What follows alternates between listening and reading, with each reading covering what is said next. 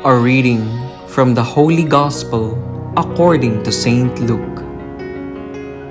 Jesus said to his disciples, "The person who is trustworthy in very small matters is also trustworthy in great ones, and the person who is dishonest in very small matters is also dishonest in great ones.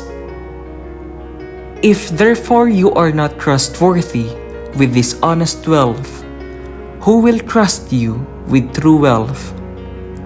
If you are not trustworthy with what belongs to another, who will give you what is yours? No servant can serve two masters.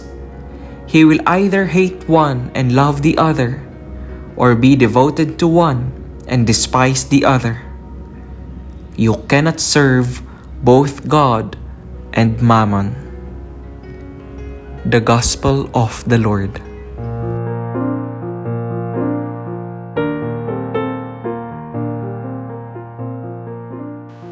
On this 25th Sunday in Ordinary Time, Jesus teaches us prudence, fidelity to one's responsibility, and total dependence on God.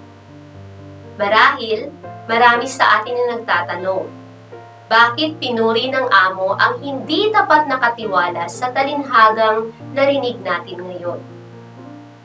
The Gospel tells us that the Master commended the servant for acting prudently and not for his dishonesty. Yes, he has squandered his master's property, and for that, he deserves the given punishment. But his prudence, aside from gaining his master's praise, has prepared him for the crisis he has to face when he already lost his job.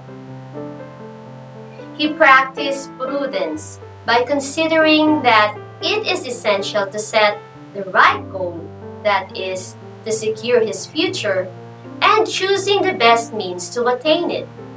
Thus, he guaranteed himself friends who could help him. How? Let us understand the story in the light of the Palestinian custom of stewards who act on behalf of their masters. Usury, or charging excessive interest to the ones who borrowed money or goods like grain and oil, was a common practice.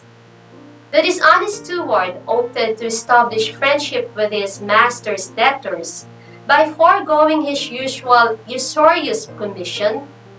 This time, he asked his master's debtors to only write down the real amount, which excludes the profit meant for him. He did this to gain their favor, an assurance of having friends in time of crisis.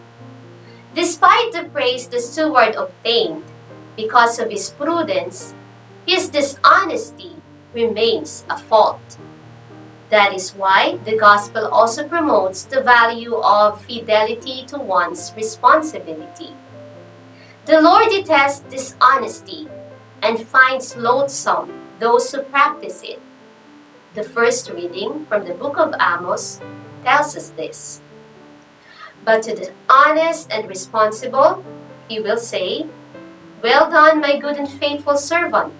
Since you were faithful in small matters, I will give you great responsibilities. Come, share your master's joy." The last point is expressed by the last line of the Gospel. You cannot serve both God and Mammon. Mammon is the Greek transliteration of the Aramaic word that means riches, and is usually explained as that in which one trusts. The antidote Jesus gives us is total dependence on God. Ang buong pusong pagtitiwala sa Diyos at di sa yaman ng mundo ay nagliligtas sa atin sa pagsisinungaling, pagdaraya, at pagdinglang sa kapwa. God wants us to live our true identity as children of light. We can only uphold this identity of ours when we prudently deal with the material goods remain faithful to our responsibility, and trust God wholeheartedly. A blessed Sunday to all.